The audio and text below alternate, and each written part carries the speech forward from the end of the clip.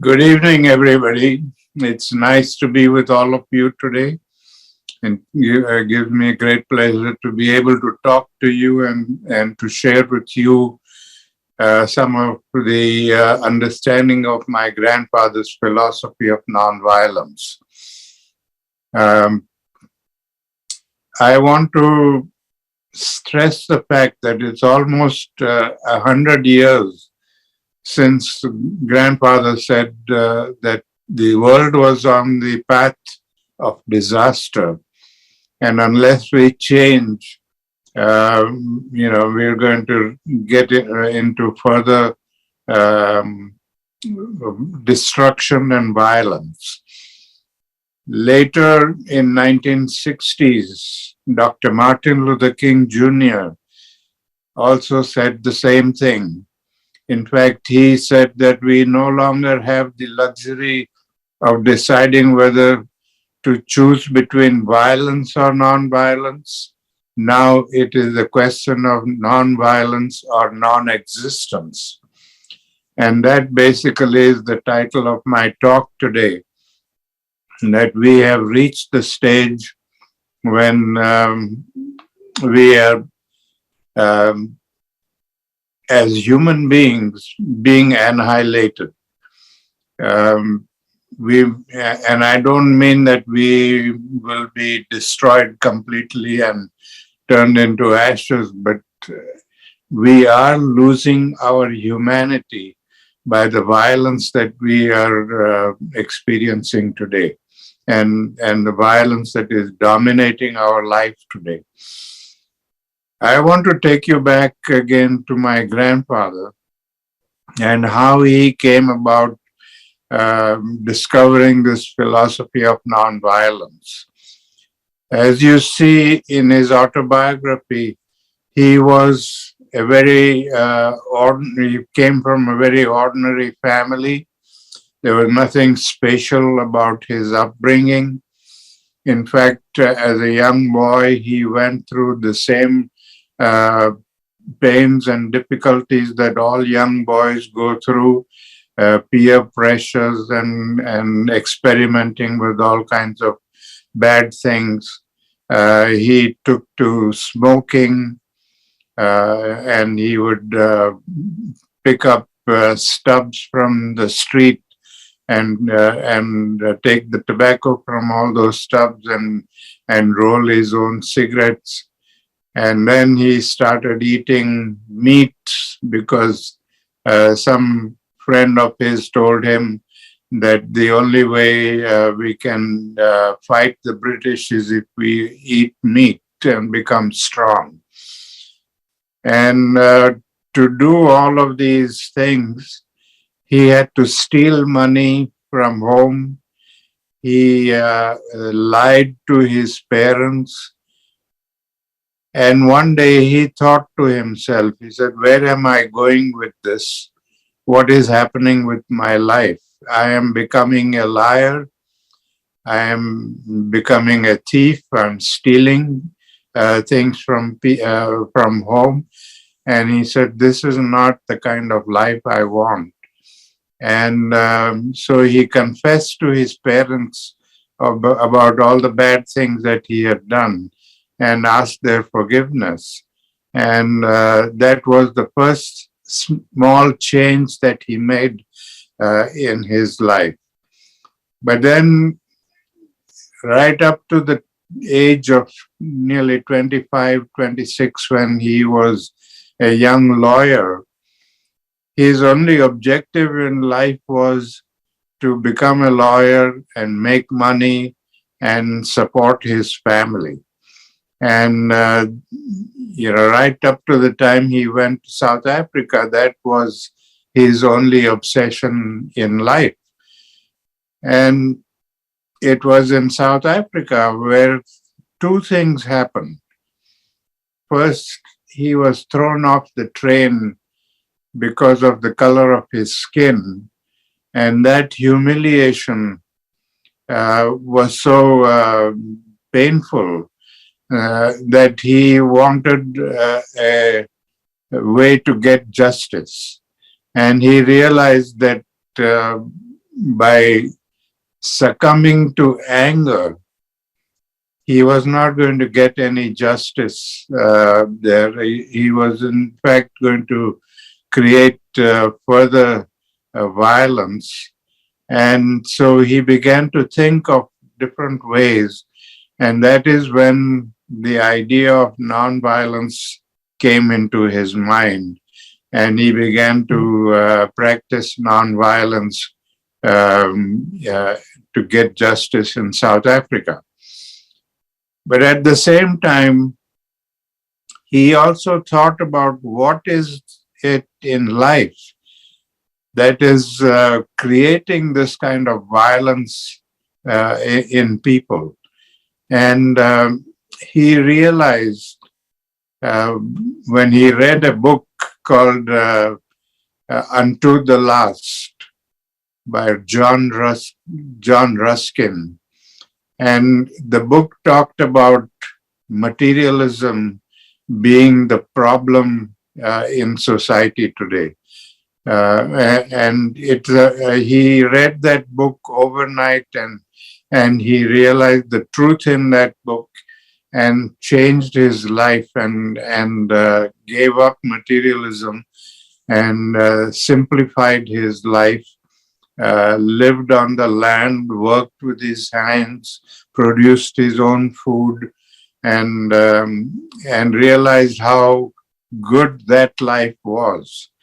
And when we look at our lives today, it is materialism that has corrupted our morals and ethics and values, because it is materialism and morality have an inverse relationship. When one increases, the other decreases.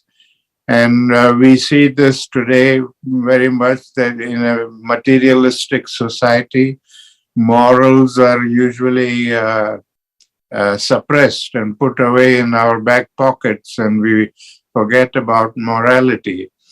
And our obsession is with materialism and making more money.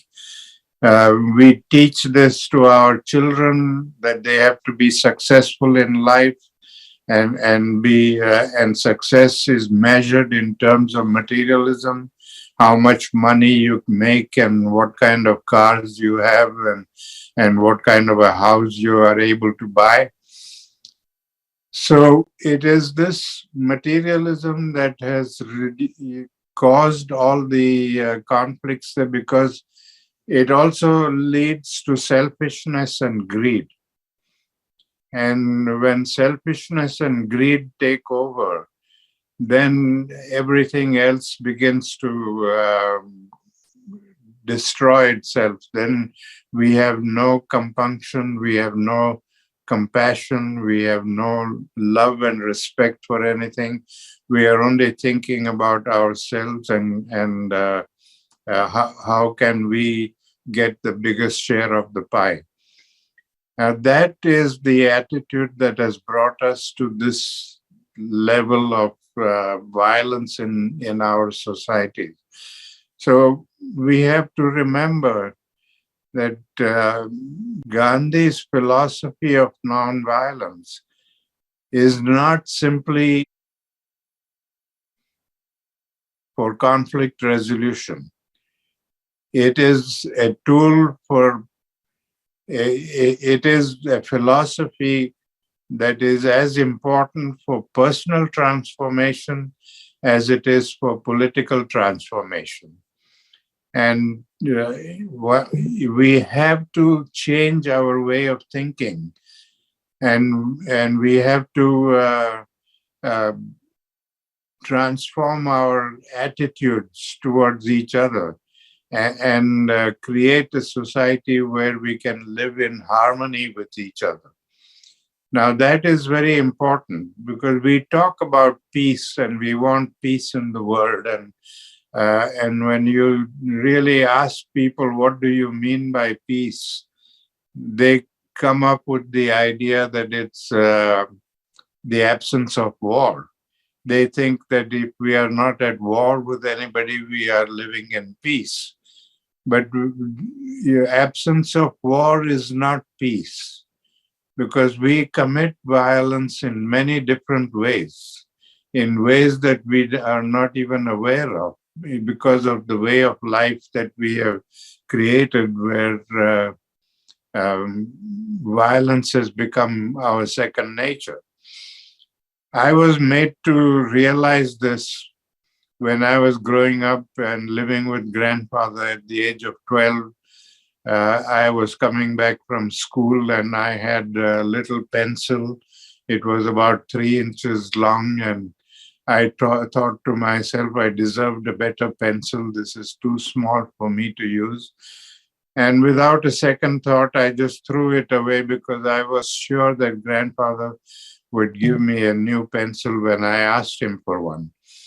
But that evening when I met grandfather and asked him for a new pencil, instead of giving me one, he subjected me to a lot of questions.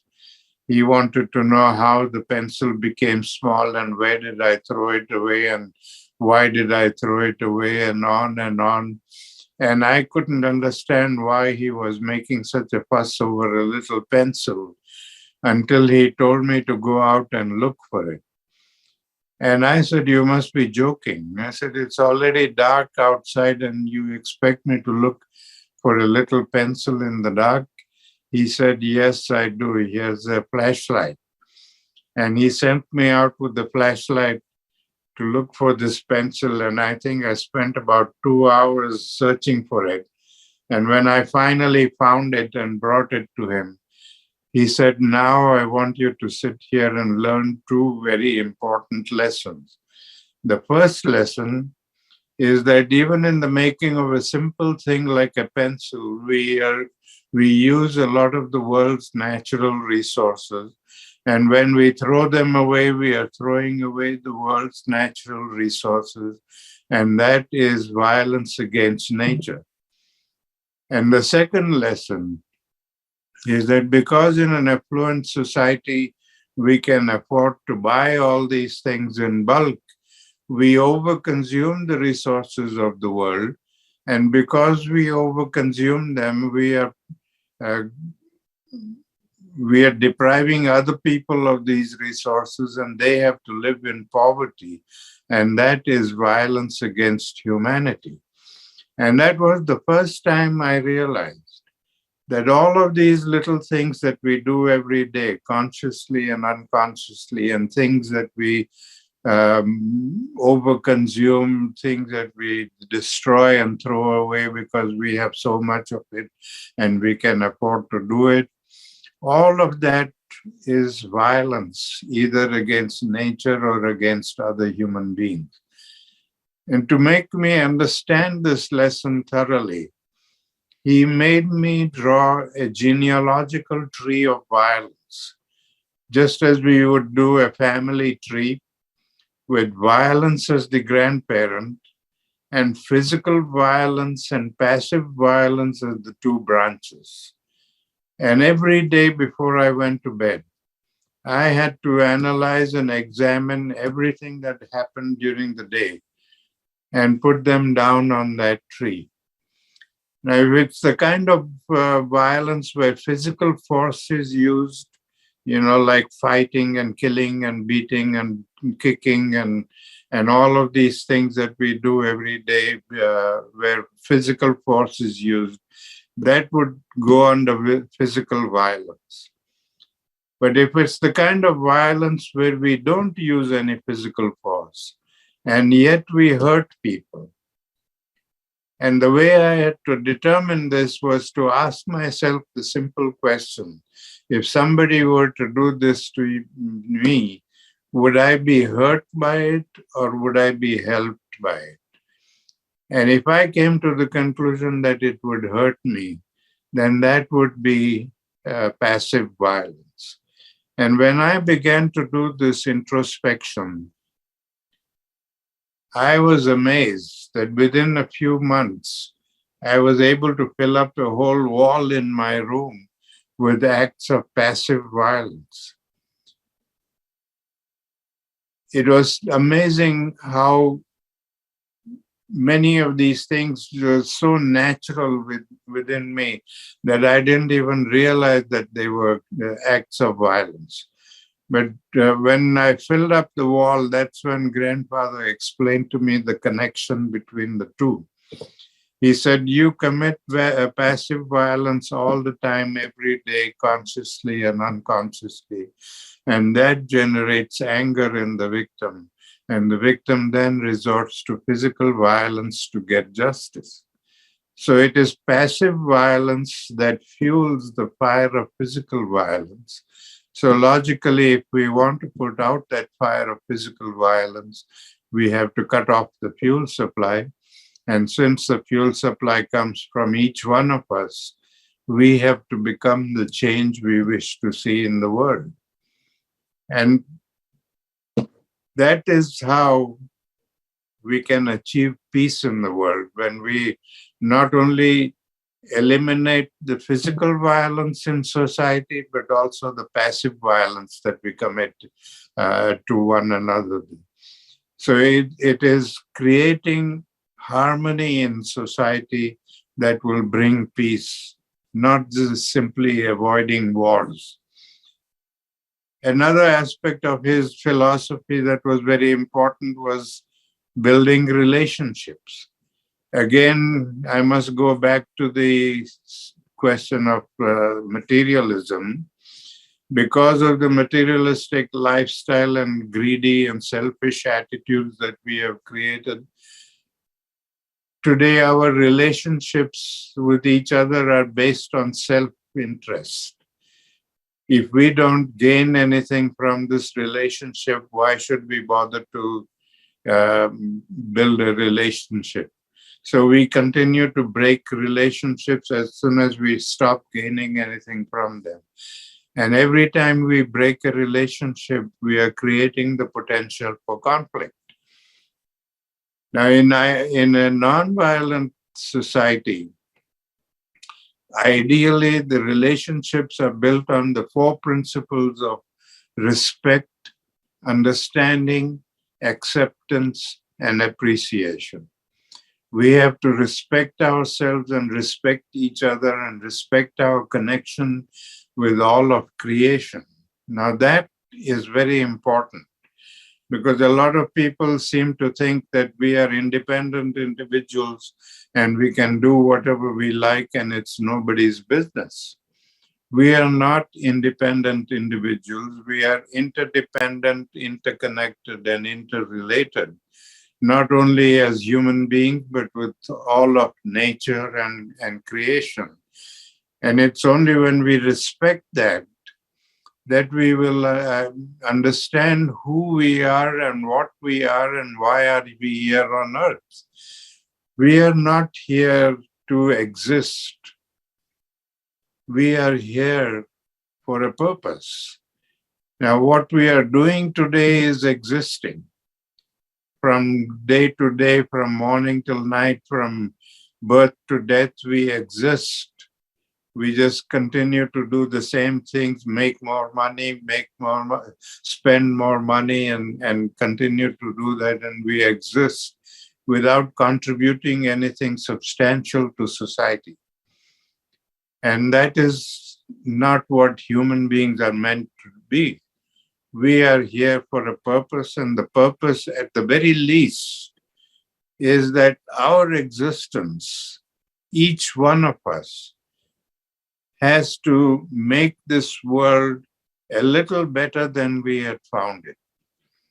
And if all of us work towards making this world a better place, it can eventually become a better place. So that is the purpose in life. And when we understand that purpose in life, then we will be able to accept each other as human beings and not identify people by labels that we have put upon ourselves. Today, we have so many labels to identify people that we have forgotten that behind those labels there is a human being. We have religious labels, philosophical labels, social labels, cultural labels, national labels, we never look at anybody as human beings. We are always interested whether he's Indian, he's a Greek, or he's a American, or he's a Christian or a Hindu, or it's always some label that we want to identify with, and that is bad. We need to remove all those labels and begin to look at each other as human beings. And only then we will be able to appreciate our own humanity. So these are the principles on which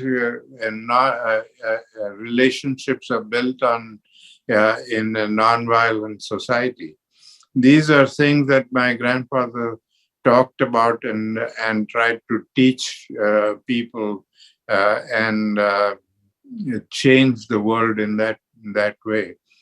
So it's very important for us to learn and remember this now, especially because it's more than 100 years since he taught us this. And if we don't change, and if we don't do something drastic to save this world, we are going to perish. We are already on the brink of wars. They're continuously, we are at war with somebody or the other. There are, according to research, there are about 200 conflicts going on in the world at any given moment. And now we have reached another major conflict, which could lead to Third World War. And we all seem to be taking this in our stride as though it's a normal thing to happen in society. And yet it's not normal. It's not what human beings are meant to do. It's especially civilized human beings. If we call ourselves civilized human beings, then we need to behave in a civilized manner, and we have to stop fighting and killing each other and start building better relationships with each other. So we have reached a very crucial stage now, and it's important for us to think about all the things that not only my grandfather, but so many others have talked to us about changing and about becoming better human beings. And we have to give up this obsession with materialism and accept morality. I'm not saying, and my grandfather didn't say, that we should almost eliminate materialism altogether. What he said was that we have to find a balance between materialism and morality. And it's when we find that balance that we will be able to create harmony in society. So these are important aspects of his philosophy which need to be understood. Unfortunately, today, scholars have emphasized only one aspect of his philosophy, and that is just the nonviolent ways of conflict resolution. And so everybody has come to look at this philosophy as a tool to be used when convenient and discarded when not. It's not a tool. It is a way of life. If you don't make it a way of your life, if we don't live it, then it will never be successful. It goes right down to our parenting. Now, our parenting of our children also, like I said earlier, is based on materialism. We teach our children right from the early ages that they have to be successful in life, and they have to reach the top by any means possible. Don't think about anybody else or anything else, just get to the top. That is the kind of message that we teach our children. So when they grow up and they become obsessive and try to get to the top by any means possible, they are becoming part of the whole materialistic lifestyle and perpetuating materialism there. So parenting is also very important, and there's very different ways of parenting in violence and in non-violence. Today, our parenting is all parenting as well as dealing with people, adult people who are doing wrong things, is all based on punishment. When they do something wrong, they need to be punished, and punished severely so that they don't do it again. And punishment has not really helped anybody change. Punishment is something that we control people through fear. And the more fear we can put into those people, the more control we have over them. We do that at home with our children. When we try to control them through fear, we threaten them with severe punishment if they don't behave. So it is only control through fear. And that control lasts only as long as the fear lasts. The moment the fear factor is removed from there, then they resort back to their own old habits. In nonviolence, it's not punishment that is used, but penance. And I want to share with you a story of what happened to me when I was growing up. And I was living with my parents in South Africa, and I was 16, 17 years old. And one Saturday, my father had to go to town to attend a conference. And he didn't feel like driving because it was about 16, 17 miles into town and back again. And so he asked me, since I was a new driver, and he asked me if I would like to come with him and drive him into town. And I jumped at the opportunity and said yes. And since I was going into town, my mother gave me a list of groceries that she needed. And on the way into town, my father reminded me of all the little chores that had been pending, like getting the car serviced and oil changed and all that. And he said, since you have the whole day, please attend to all of these things. And I said, okay. And when I dropped him off at the conference venue, he said, at 5 o'clock in the evening, I will wait for you outside this auditorium. You come and pick me up and we'll go home together. And I said, fine. And I rushed off and I did all the chores and bought all the groceries and left the car in the garage with instructions to do whatever was necessary. And I went straight to the nearest movie theater. And I got so engrossed in the movie that I forgot the passage of time. And the movie ended at 5:30. And I rushed from there, went to the garage and got the car and rushed to where my father was waiting. I reached there almost an hour late, 6 o'clock in the evening. And he was naturally anxious and wondering what happened to me. And he was pacing up and down. And when I got there, he asked me, why are you late? And instead of telling him the truth, I lied to him because I was so ashamed to tell him that I was sitting there watching a movie while he was waiting for me, that I lied to him and said the car wasn't ready. And when he he caught me in the lie because he had already called the garage and asked them. And so he said, I don't know where I went wrong with you and why you had to lie to me today.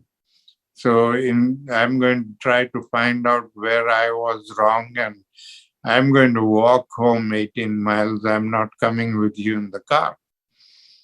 Now, there was nothing I could do to make him change his mind. He just started walking.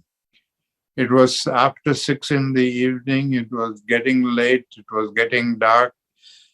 I couldn't leave him and go away. So for nearly 6 hours, I was crawling behind him in the car, watching him go through the pain and agony for a stupid lie that I uttered. And I realized then and there that I was never going to lie again. And that was the nonviolent way of dealing with this. If he had punished me physically or been angry and said nasty things to me as being a liar, I don't think I would have learned the lesson. I think I would have just suffered the punishment and gone on doing the same thing over and over again. But because he took the responsibility on himself and he did penance for something that I did wrong, it was a lesson that I learned for life. It's remained with me all these years, and I always think about it and value that lesson tremendously, because that is the appropriate way of bringing up children. If we bring them up by fear, then that is a very negative thing. They learn to do the same thing when they grow up, and not only with their children, but with other people. So the control through love is much more positive and constructive way of building a human society. And we need to try to learn to do that.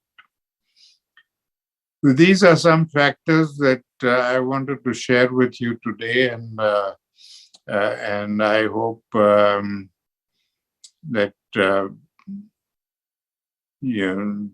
what I said today will inspire you to look into this whole situation in more depth and try to make the changes in our lives so that we can create a world that we can be proud of and our children can be proud of, and where we can all live in harmony and peace together instead of fighting and killing and destroying each other.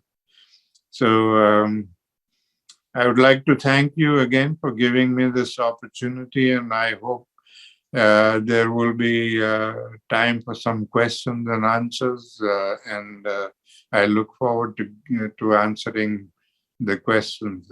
Thank you very much.